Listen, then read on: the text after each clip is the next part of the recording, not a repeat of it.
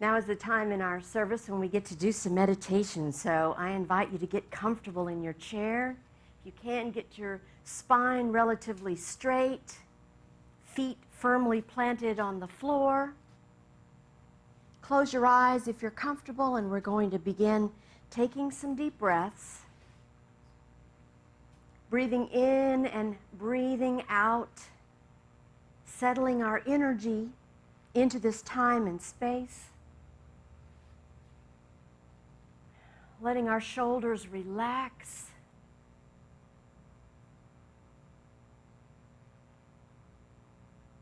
Now I invite you to see that breath that you're breathing in through your heart space.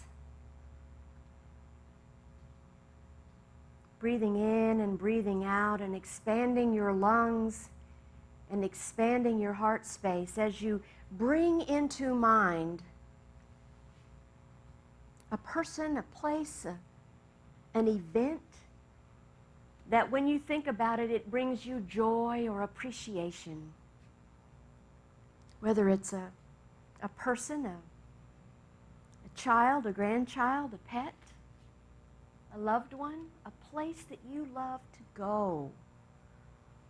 Whatever this is, picture it in your mind's eye and see that breath going in and out of your heart space, and as you're remembering this person, place, or thing, it brings a smile to your face.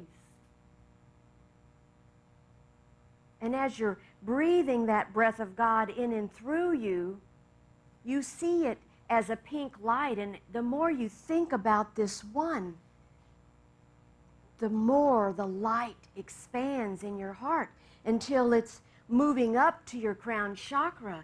It's moving down through all the way through the spine to the bottoms of the feet and grounding you into Mother Earth. This pink love light is so magnificent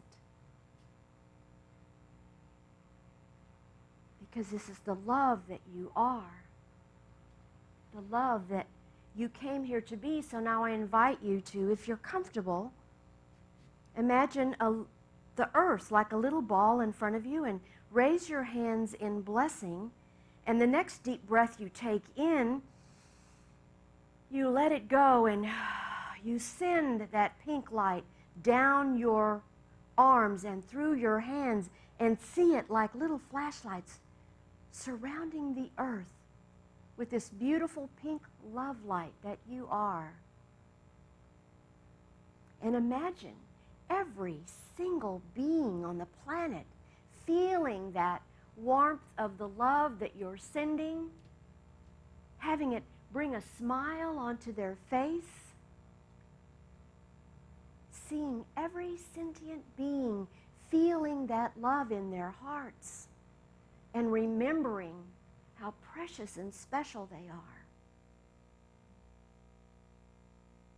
I invite you to just sit briefly as you continue to see this love light all the way around our planet in the silence.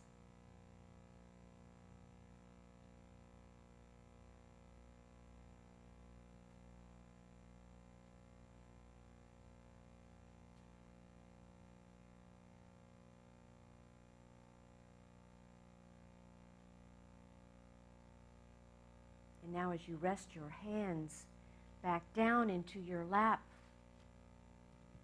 I invite you to use any leftover pink love light that you feel emanating from your body and send it to your loved ones, those ones who are on your prayer list. Send that extra light and love to them. See it enfolding and wrapping them in that beautiful love.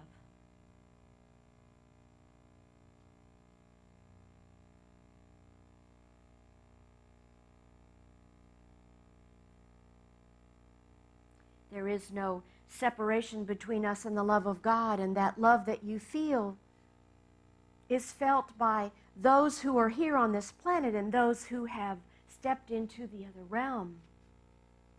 There is never any separation, and so they feel it when we think of them and see them in our mind's eye, our beloveds. So we continue to bless them.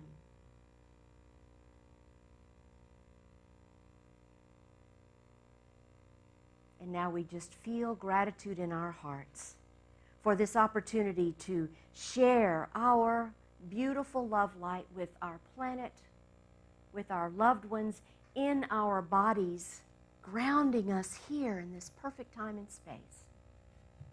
We bring our attention back into this room,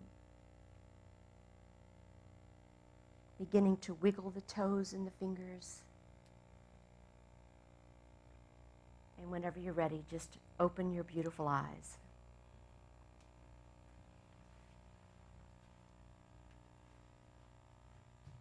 I want to open today.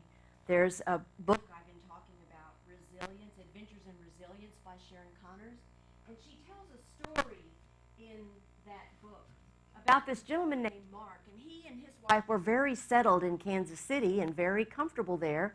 However, he got this job opportunity to go to sunny California, San Diego to be exact. And they thought about it and they prayed about it and they thought it just sounded like a wonderful adventure. So they packed up everything, they accepted the job, they moved out to San Diego, and he was this manufacturing plant supervisor. He had all these people under him. It was a great job. He loved the work, and they loved living in their new climate and everything.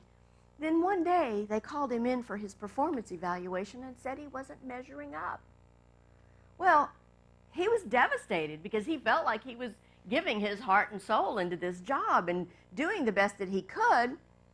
So he decided, first he just wanted to quit. His first initial reaction was, well, the heck with this, But no, he decided, I'm going to give it my best, because he prayed about it, and that's what he got from Spirit. Give it your best every day. See what happens. Well, not much longer after that, his supervisor comes back and says the whole plant is closing now.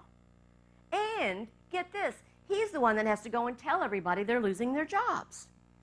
And so he immediately went back into prayer, and he said, God, I need some help with this. I'm not really sure how I'm going to handle this. And he got the same thing. Tell everybody to give them the best that they got. He said, let's go out on top. So they worked, and they gave their very best. And at the end of the time, right before it was time for the plant to close down, they had the best statistics, the best figures in production that they had ever had, and they had the best job satisfaction as well. All because one gentleman's strength of character, you see, kept everything afloat. Helen Keller said, faith is the strength by which a shattered world shall emerge into the light. I think that's very appropriate for what we're living through. It feels like there is a shattered world, and we're all sort of looking for the light. So Unity produced a video that has to do with the power of strength, and there are some wonderful affirmations. I'm going to share that with you now. There is strength in me. My mind is strong. It is positive. It is calm. There is strength in me. My body is vigorous, powerful.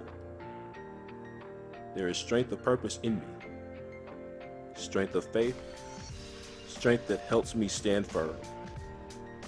My God-given strength enables me to be my best self.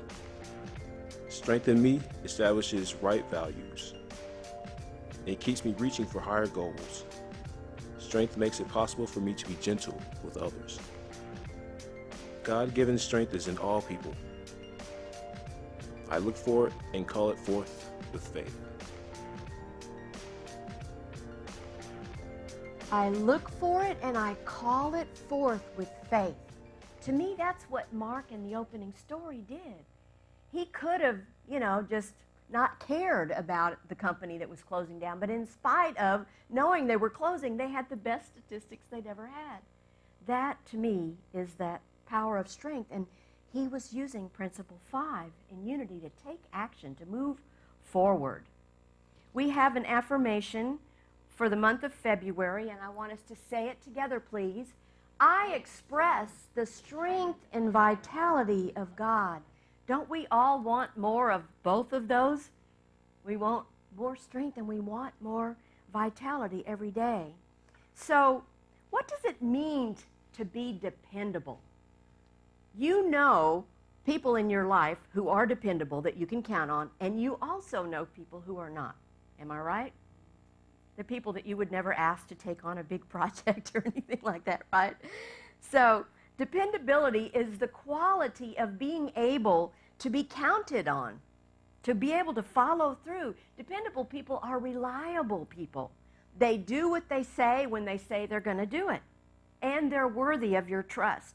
When we have an important task that must be completed within a specific time frame, we look for those dependable people. Dependability is a valuable character trait, I think, that also reflects a person's trustworthiness, their honesty, and their responsibility. We enjoy those reliable people in our lives, and I know that's especially true in a church. We are dependable when we rely on God. And a long time ago, I gave you an acronym for FROG, fully relying on God. Because when we fully rely on God, we have that strength in our character. We have dependable people in this church. This church would not run if we didn't have all these dependable volunteers that we have. You know, this ministry is extremely blessed in that way. And I can honestly tell you that when I came here to try out, I could feel that strength here from those people that had the board and the volunteers that had kept this thing going in spite of not having a spiritual leader for like almost 2 years. They kept somebody on the platform every Sunday. It took a lot of strength of character, and I felt that when I came here. I felt that commitment to make this thing work. A very dedicated group of dependable people for many months. It's not an easy job for any group of people, especially a group of volunteers.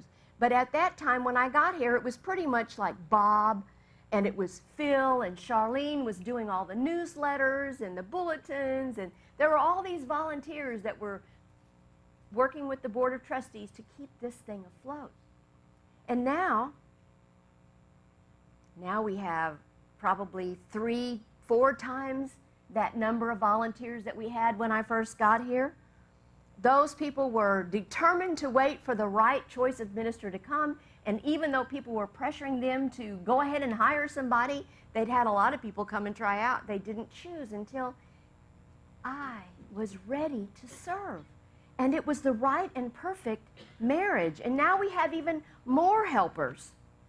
We've got Ken and Joyce and Sam, and Eric has joined Bob. We have all these people like Vivian, these people like Rebecca that show up here every single week doing what it is that needs to be done. No matter what, they show up here on a regular basis.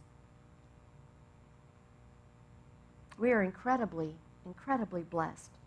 So, how do people become dependable people? How is it that we work on that character trait of dependability? And I want to tell you that in scriptures, we're in Philippians 2:5, where Paul is speaking to the Philippians, and he says to them, he says, let the same mind be in you that was in Christ Jesus. It's pretty self-explanatory. If you want to be able to manifest that life that you came here, that is God-given to you, you have to use your Christed beingness. You have to step into and act from that place. It takes training and discipline because of all those thoughts. It's pretty much a full-time job to monitor those thoughts and make sure that we're staying positive. But this is how we fully rely on God. We fall back on the truth that we know, and that is that we are made in the image and likeness of God. Well, we have a perfect opportunity now because this is Lent. It started last Wednesday with Ash Wednesday, so we're just getting into it. This is the first few days of Lent. We're coming into this first Sunday of Lent. And I was reading that Chris Chenoweth on Positive Christianity has put forth a challenge. And he says, you know, we in Unity say Lent means let's eliminate negative thinking. And we're not fasting from chocolate or fasting from something that we really like. We're fasting from things that don't serve us, like negative thoughts and beliefs and attitudes, right? That's what Lent is all about. So Chris says, we have these 40 days of Lent, starting with Ash Wednesday. Look it up, put it on your calendar. In these 40 days, there will be no negative thinking, no negative speaking, no criticism, no cynicism. Now, let's just see what happens to us if we do 40 days of this and work our way up to Easter Sunday. Chris says this spiritual project will give you great newfound power in your personal life and thinking. Join me, he says, in keeping a journal to record and become aware of any negative thought patterns. Report any negative thought patterns that come up and record your positive action to correct it. For 40 days, we will eliminate negative thinking that binds us to these negative attitudes and habits that make us unproductive. It makes us have unproductive experiences in our lives. He says we will find that after our 40-day fast, it has been one of our greatest times of spiritual awakening, spiritual cleansing, and spiritual growth. Are you ready for the challenge? There are some tools. You don't have to do it all by yourself. Unity is never going to send you out there without practical tools. So we have the Lenten booklet, Release and Renew. We have some here at the church. You can also go and download it, or you can order yours for free from unity.org. It is a day-by-day reading, and it takes you all the way from Ash Wednesday up until Easter. Study with us. Release that negative thinking and see how we all feel come April 4th when it's time for us to celebrate the resurrection. Charles Fillmore says in Keep a True Lent, he says this of dependability. It is the force or power to do, the capacity to accomplish. So when we are dependable, we use our spiritual strength to do what we commit to follow through. It means that we're good for our word. My husband was so like that. One of the most, and I don't know if it's the Taurus, but that sign, they're very dependable, very strong people, and they do what they say they're going to do when they say they're going to do it. Well, there's a very good example also in the Old Testament. You remember the story of Ruth and Naomi and Boaz? Ruth's husband passes away, and she goes to Boaz, who is known as a model of dependability. This is in the book of Ruth in the Bible. And she asked him to take her on as kinship, because in those days, a woman and her property had to go to another man. She couldn't manage anything by herself, and so she had to find somebody to take her on. And so she just asked him, and he said, as surely as the Lord lives, I will do it. And so she felt good about it. She goes back and talks to her mother-in-law, Naomi, however. Naomi says, you know, I think you just need to wait, my daughter, until you find out what happens. For the man will not rest until the matter is settled, she said. Boaz's reputation was one of tremendous dependability. So he would do what he said, and certainly he did take her on, and of course he followed through with that whole thing. We have in our ministry people who are strong, dependable people who come from long lines of strong, dependable people. And this week I was in conversation with Dr. Martha Beretta, and she was telling me about that she's the 5th generation that has come and settled into Punta Gorda.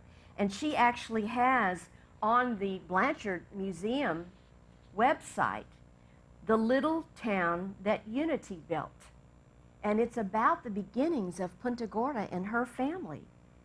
She and her mother did incredible things in her time. And that has just continued on and continued on. Martha says she's a fifth-generation Floridian and descendant of one of the founding fathers of Punta Gorda. She says unity results from mutual respect, the recognition of our connectedness, shared prosperity, building relationships, and working toward a common good. She's carrying on her mother's vision with the Blanchard House Museum. So I invite you to visit that website. It's closed now because of the pandemic, but there are some wonderful things and photos of the people who came and started Punta Gorda. It's a great story.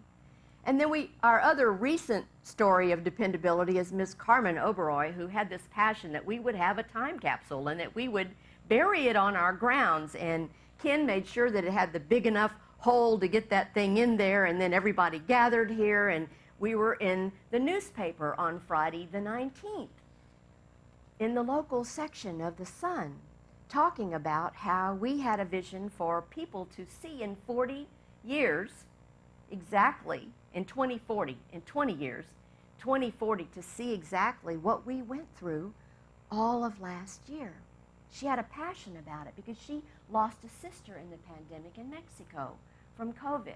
A lot of people had a lot of loss, and yet we are resilient in spite of all of that. So this week, we started our 6-week journey with the Eye of the Storm by Dr. Gary Simmons. And in the 2nd chapter, he says, spiritually, you are moved by a transcendent purpose that is selfless and thereby motivated from on high. Your soul's intention is to connect, to embrace, and serve the divine regardless of how scary it feels. And you know, we get pushed. We get pushed. Even in the midst of everything that we've been going through, Spirit nudges. Vic Immelkamp sent me a video this week about shoulder taps. It's a great video. It's going around on the internet about how Spirit tapped him on the shoulder to tell a person, a perfect stranger, how beautiful she looked that day as she came there to meet her family in this restaurant. What a beautiful connection that caused. And so we have to pay attention to when Spirit is nudging us. The idea that we are moved through things that are scary just is another way to show how we are using our spiritual strength to move forward no matter what is standing before us. So this week I saw that the American Psychological Association has a list of things that can help you retain your resilient state. It says becoming more resilient entails taking certain steps and actions that build up our psychological immunity over time, the more we practice them. So I'm going to go through these really, really briefly. 10 ways to build mental toughness. Maintain good relationships with close family members and others. Mend those fences, and I know that a lot of that has been going on during the pandemic. Number 2, avoid seeing crises or stressful events as unbearable problems that we face. Change the way you see it.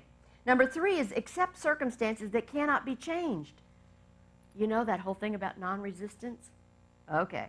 Number 4, develop realistic goals and move toward them. Don't let the pandemic be your excuse for not moving forward. Go ahead and make the plans. Number 5, take decisive actions in adverse situations. That is really showing your power of strength. Number 6 is look for opportunities for self-discovery, especially after the struggle of a loss. I know some of you are doing this. Number 7 is develop self-confidence. Do some things that you haven't done before. Some of us are developing self-confidence on Zoom and other platforms, aren't we? We're stretching our knowledge and trying new things. Number 8 is keep a long-term perspective and consider the stressful event in a broader context. This too shall pass. We're going to move through this, and something greater is on the other side. Number 9 is maintain a hopeful outlook, expecting good things and visualizing what is wished. Isn't this all about Principle 3 in unity? Law of mind action. So what we focus on is what expands in our lives. And number 10, take care of your body and your mind, exercising regularly, paying attention to your own needs, and acknowledging your feelings. It's okay to go through your feelings. It's okay. We just don't want to be stuck there. Self-care is especially important right now, and it's needed for you to be able to demonstrate self-love. I read recently in the Uplift magazine an article that's called Becoming Resilient to Uncertainty to a Fast-Changing World. And this little section is entitled Become an Opportunist. Resilience has something to do with not being stiff and inflexible in a way that you can easily switch lanes and hop into other stepping stones quickly when the opportunity arises. We need to learn to become opportunists in the positive sense of this term. This is not a time to be rigid and inflexible. The faster the change, the more flexible you need to be, and therefore, the more resilient you become. Because you're not stuck crying over what was or how it used to be or what has changed, but you are already riding the next wave of possibility. This kind of attitude is what brings out our power of strength in us. Okay, it's time for a little joke. There is a couple, at the end of the day, sitting in their living room and having their glass of wine, their little happy hour time, and all of a sudden, out of the blue, the wife says, "I love you." And the husband says, "Is that you or the wine talking?" asked the husband. "It's me," says the wife, "talking to the wine." Oh boy. I want to close today with this beautiful book, In the Flow of Life, that we just finished by Eric Butterworth in our book study. We had a lot of fun with that book. And he is writing these words: life is a flowing experience, and within each and every person is an inlet that may become an outlet to all there is in God. And there is a divine desire to flow forth as life, substance, love, and intelligence. All that is required is that we give away. Let it be, and let God be God in us. That's our goal. That's our challenge, is to express as much of God consciousness through us as is possible. And so it is. Amen.